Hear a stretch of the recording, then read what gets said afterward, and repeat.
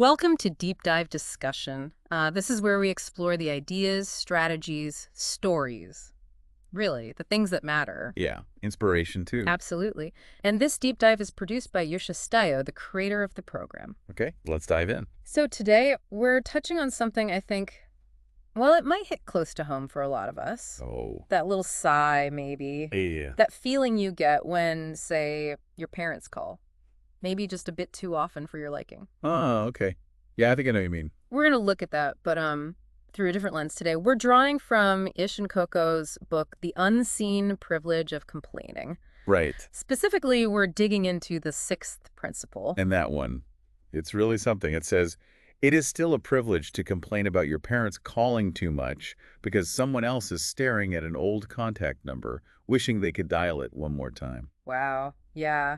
That really puts those everyday frustrations into perspective, doesn't it? It absolutely does. It flips the script. So our mission, our goal for this deep dive is to unpack why these little complaints, these minor irritations about loved ones, might actually be pointing to something incredibly valuable. Something precious we might be just overlooking. Exactly. We want to explore what these interactions really mean and maybe what it feels like when they're gone. Okay. Mm. So let's start with that common feeling. The Yeah. phone buzzes, you see who it is. A parent, maybe. Mm-hmm. And sometimes there's that internal groan, right? Like, oh, not again. Yish and Cocoh talk about this. That sense of, Like an obligation. yeah, a weight of obligation, they call it. Or even that thought, what do they want this time? In that moment, you're probably thinking about, well, just wanting some space, Wow. right? A bit of peace, some autonomy. Totally. Yeah. You just want to get back to what you were doing uninterrupted. Mm. It's a really relatable feeling in our, busy lives. Very relatable. But then, Yish and Cocoh bring in the other side of it, the inevitable silence. That moment when those calls just stop. And they describe how that familiar name on your phone becomes, well, becomes an old contact. It's just sitting there. Like a ghost lingering in the digital ether, I think they put it. Yeah, exactly that. It's such a vivid image. A connection that's just faded. And you scroll past it, maybe hesitate for a second. There's this sudden pang, this awareness of what you've lost. Yish and Cocoh mention the lost privilege of presence. And it really makes you reconsider all those times you maybe rolled your eyes or felt put out by an interruption. And you start thinking, maybe I'd give anything just to have one more of those calls now. One more interruption. It makes you think about how love often shows up, doesn't it? It's in the mundane, sometimes irritating things. Exactly. It's rarely the big Hollywood moments. Yeah. Yish and Cocoh use great examples like unsolicited advice about vitamins. Oh, yeah. Or telling the same story for the 10th time. Or those constant little reminders. Did you lock the door? Are you eating properly?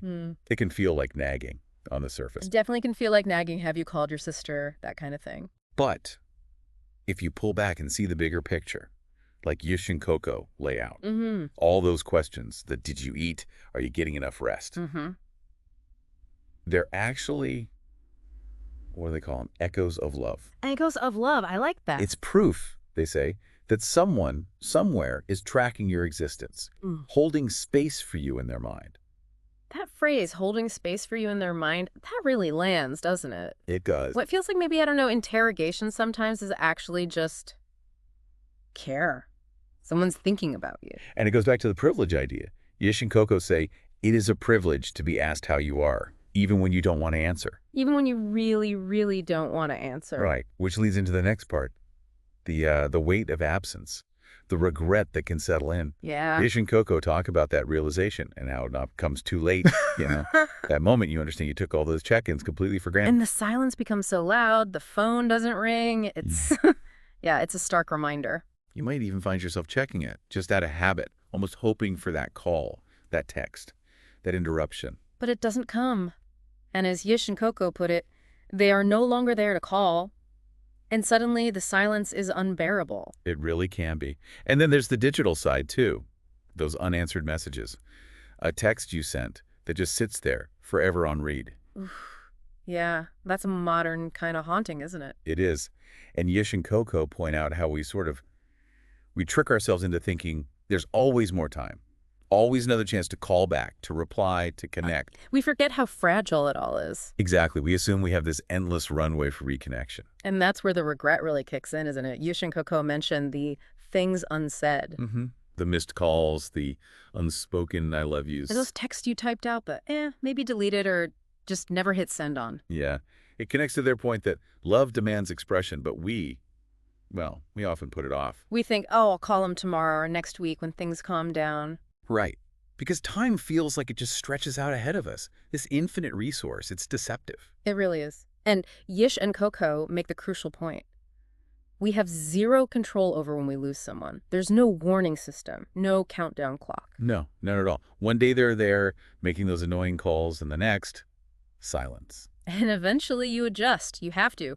Yish and Cocoh mention how we cope, maybe telling stories, sharing memories to keep them close somehow. We find ways, but it leads to their central question, doesn't it? Yeah, but wouldn't it be easier if we appreciated them when they were still here? Wouldn't it be better, more meaningful, less painful later? That really is the heart of it. Reframing those little annoyances, seeing the interruptions as Yish and Cocoh urge us to, not as hassle, but as gifts. Precious gestures of connection.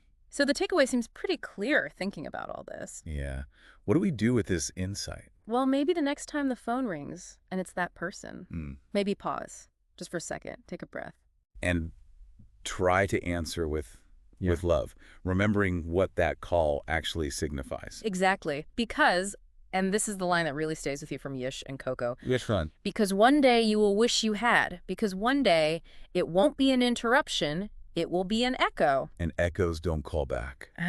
Wow. Yeah. Powerful stuff. Definitely gives you something to think about, a real shift in perspective. It really does. So that's something to hold on to.